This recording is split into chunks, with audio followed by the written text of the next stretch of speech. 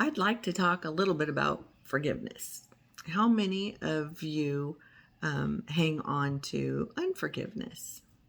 I know a lot of people do, especially in death. We hang on to unforgiveness. I'd like to share a story with you on forgiveness that happened to me when I lost my husband to a drunk driver. I remember facing him in court 2 years later, and I was standing there in front of him and the judge, and I felt like I needed to let him know that I forgive him for what he does.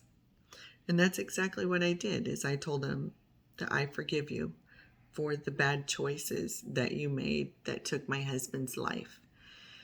And I told him that the reason why I have to forgive him is because God requires me to forgive. And if I want to be forgiven, then I need to forgive my enemy.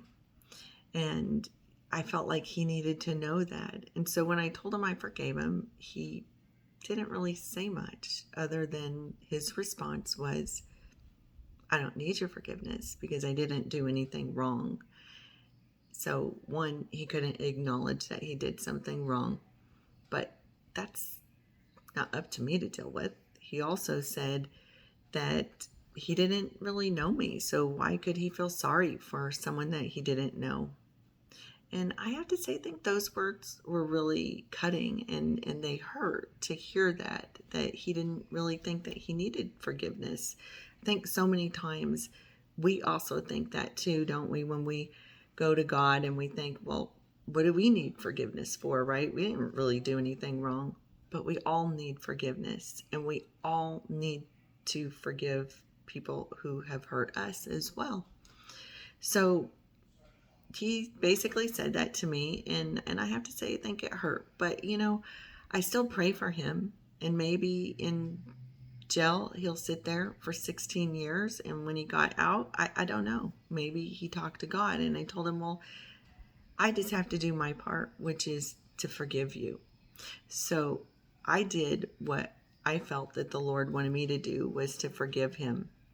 And forgiveness, really, I always just think forgiveness is for ourselves too, because when we hang on to unforgiveness, it turns into bitterness, and then that bitterness turns into anger and all kinds of silly stuff. So we don't really want anything to do with that. I don't want to be bitter over the loss of my husband. I want to bring healing to others. So forgiveness is a big point that we need to make sure that we do when somebody has hurt us in any way, because it releases us. So I hope that this helps you. And if you're hanging on to any unforgiveness, I would tell you, let it go. It's so not worth it. You don't need it in your life. Chances are the person that hurt you for whatever it is that you're hanging on to, most of the time, they don't even remember it.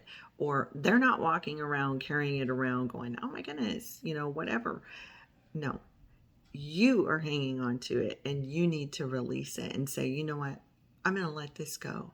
I forgive this person for all the bad that they did. And I know it's hard, especially if you're a victim of a crime.